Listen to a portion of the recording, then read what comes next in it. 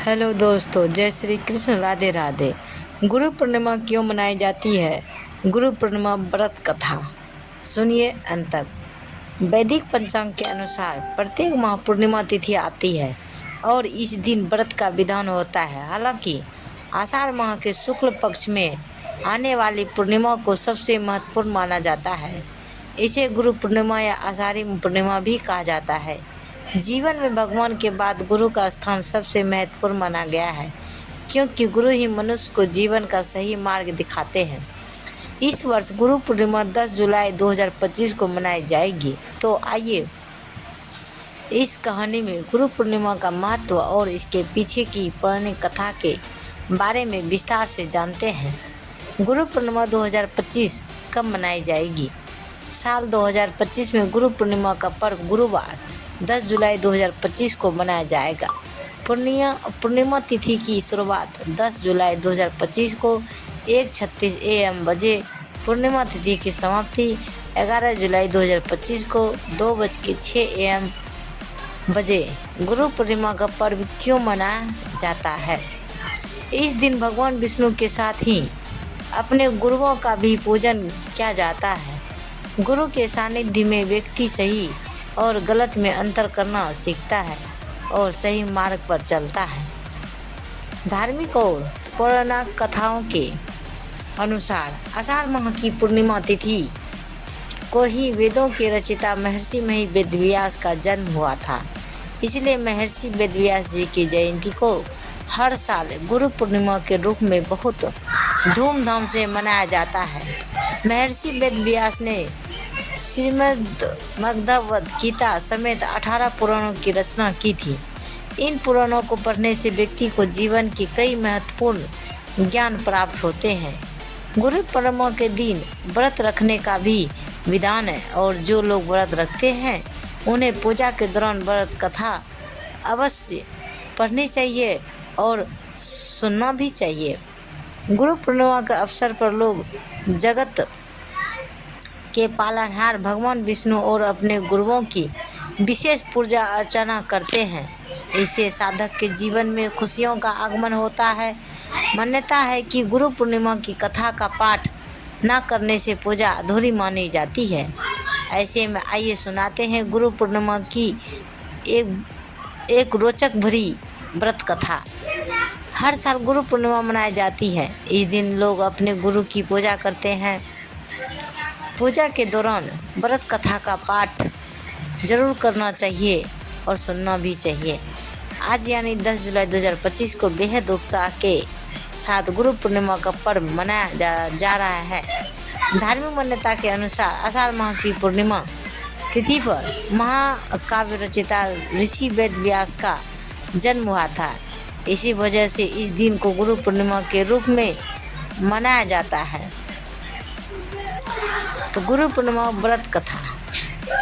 पौराणिक कथा के अनुसार प्राचीन समय में एक बार भ्रमण के लिए महर्षि परमासव निकले थे। इस दौरान उनकी नज़र एक महिला पर पड़ी जिसका नाम सत्यवती था। वह एक मछुआरे की बेटी थी। वह अधिक खूबसूरत थी। उसके शरीर में से मछली की गंध आती रहती थी। क्योंकि उसका जन्म मछुआरे के घर हुआ था, इसलिए उन्हें मत्स्यगंधा भी कहा जाता था। ऋषि उन्हें देखकर व्याकुल हो गए, लेकिन पराशर ऋषि ने सत्यवती से संतान प्रदान करने की इच्छा जाहिर की। ऋषि की ये बात सुनकर सत्यवती ने अधिक आश्चर्यचकित होकर कहा कि मैं इस तरह से अनैतिक संबंध कैसे बना सकती हूँ? इस तरह से संतान का जन्म लेना व्यर्थ है। ऐसे में ऋषि ने कहा कि जो संतान तुम्हारे कोख से जन्म लेगी वह पूरे संसार के लिए महान काम करेगी। ऋषि की बात को सत्यवती ने मान लिया, लेकिन उसने पहले ऋषि के सामने अपनी 3 शर्त रखी। पहली शर्त यह कि संभोग कीड़ा करते समय कोई ना देखे। दूसरी शर्त, मैं कहाँ की होने वाला बच्चा महान ज्ञानी होने के साथ मेरी कौमार्जिता को जीवन में कभी भंग ना करे। वही तीसरी शर्त थी कि शरीर से आने वाली गंध फूलों की खुशबू में बदल जाए। इसके बाद सत्यवती की कोख से एक बेटे का जन्म हुआ, जिसका नाम द्रव्यायन रखा था, जो आगे चल के वेद व्यास कहलाए। धार्मिक मान्यता के अनुसार महर्षि वेद व्यास का जन्म आषाढ़ माह की पूर्णिमा को हुआ। उन्हें महाभारत 18वें पुराणों महाब्रह्मा सूत्र मीमांसा जैसे अद्वितीय वैदिक साहित्य दर्शन के रचयिता माने गए। तो गुरु पूर्णिमा के व्रत कथा नंबर 2। पुराण कथा के अनुसार आषाढ़ माह के शुक्ल पक्ष की पूर्णिमा पर व्रत और उपवास रखना बहुत शुभ और फलदायी माना जाता है। जो लोग व्रत रखते हैं उन्हें इस दिन का कथा का पाठ अवश्य करना चाहिए और सुनना भी चाहिए। एक बार महर्षि वेदव्यास ने अपने बचपन में माता पिता से प्रभु दर्शन की इच्छा प्रकट की, लेकिन माता पिता सत्यवती ने उनकी इस इच्छा को नकार दिया। तब वेदव्यास जी हठ करने लगे और उनके हठ पर माता ने उन्हें वन जाने की आज्ञा दे दी। माता ने उनसे यह भी कहा कि जब घर का स्मरण आए तो लौट आना। इसके बाद वेदव्यास तपस्या के लिए वन चले गए और वहां जाकर उन्होंने कठोर तपस्या की। इस तपस्या के फलस्वरूप वेदव्यास को संस्कृत भाषा में प्रवीणता प्राप्त हुई।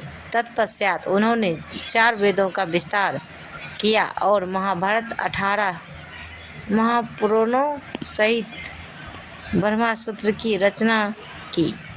महर्षि वेदव्यास को 4 वेदों का ज्ञान था और यही कारण है कि इस दिन से गुरु पूर्णिमा पूजन करने की परंपरा चली आ रही है।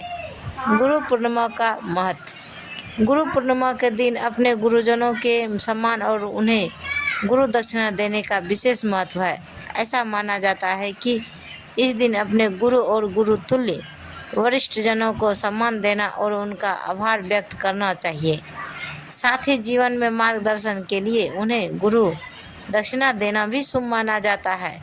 गुरु पूर्णिमा के दिन व्रत, दान, पुण्य और पूजा पाठ का भी बहुत महत्व है। धार्मिक मान्यता के अनुसार जो व्यक्ति गुरु पूर्णिमा का व्रत रखता है और दान पुण्य करता है, उसे जीवन में ज्ञान की प्राप्ति होती है और मृत्यु के बाद मोक्ष मिलता है।